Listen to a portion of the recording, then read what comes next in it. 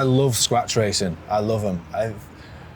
There's different ways to skin a cat. There's different ways to ride a scratch race. You can go at it from any way you want. You know, the sort of more endurance guys, they're always keen to go for the breakaways and go for the long solo breaks. And, you know, if you're a sprinter type like myself, you're always secretly hoping that it's going to be a steady race and it ends in a big dirty bunch sprint. So there's many ways you can go at a scratch race, and, you know, you can pick your tactics, pick your gear choice based on what your tactics are, and it's just fun, you know. I've kind of talked about how intense the team pursuit is and things like that, but I just enjoy scratch racing. Yeah, with it being such a short 20-lap race, first thing I'd do is pray that everyone's going to be thinking the same as me and they want a big bunch sprint. But I know for a fact that there's going to be at least half the field that want an absolute tear up. So I guess I'd position myself somewhere in the middle to the pack of the back, try and watch all the carnage, try and watch everyone tear each other apart, and I guess try and protect myself as much as possible. If there's any major breakaways, you're trying to go with them.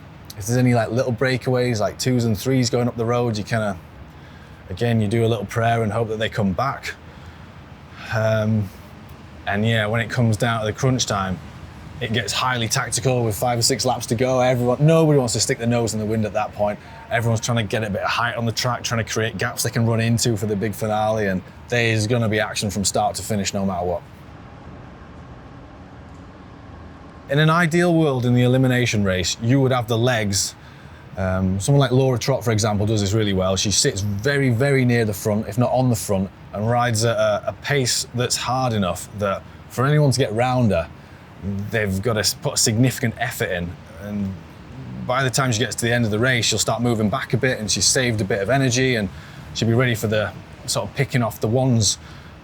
For someone like me that doesn't have that ability or that aerobic engine, you've just got to get involved in the carnage. I haven't got the energy to sit on the front for 20 or 30 laps in the wind, so you want to be near the front, not on the front. But the big problem with that is everybody wants to do the same thing. It's like a hornet's nest. It's just absolute carnage. It's a strange place to be. Everybody has got a small team of people behind them that wants them to win, and you're not just riding for yourself, you're riding for like everybody else that's, you know, with you at the event. I guess you'd be riding for national pride as well, riding for your club, your team, and everyone, you know, wants to do well. Nobody wants to be on the front, nobody wants to be on the back. So, I mean, 9 times out of 10, you're just in total chaos. And it's not like driving your car down the motorway. There's no indicators, there's no rules, there's no gentleman's code. It's just, you look after your own front wheel, you try and almost preempt things. It's like a game of chess, but at 40 miles an hour. You know, there's a lot of different pieces on the board that are all moving, you know, independently, but they all have an impact on each other, you know, when it comes to the crunch point. And there's a lot going on. And when you've got a bandwidth of 0 because you're absolutely flat out, it's a very difficult thing to do right. I can't wait, yeah. I think, you know, first things first, there's the Olympics, and then there's this in the winter, and there's 2 things I'm really excited about, and those are the 2. I think, I sort of was talking about it earlier, but when you're a team pursuit, you're a straight line racer, and when you're riding with the Great Britain cycling team on Team GB, it's a great place to be, and, you know, there's nothing else you could substitute in your life that'll replicate that kind of pressure and stress and, you know, ultimately reward. But I do miss getting on my bunch bike and kind of expressing myself around the track and just racing and having fun and getting stuck in. I've missed this sort of racing. The Revolutions were a great example of this sort of racing where you could kind of come in, get your bunch bike out, get in there as a few friendly faces and, you know, race hard without that sort of like super clinical timed event feel to it. And I've missed that a lot. I've missed it on the road, I've missed it on the track. So for me, getting some good racing in.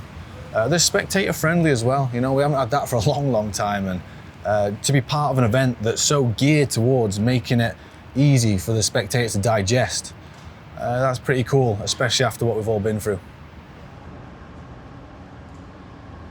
I tell you what, there's youngsters coming through the sport all the time, and we've seen it on the road in the Grand Tours, and I kind of avoided the question here, but every single person there will be a world's medalist, or they've been hand-picked for a special reason. So there's going to be no, I don't know what you call it, there's going to be no soft opposition. Everyone's going to be a threat, and everyone's going to be hungry.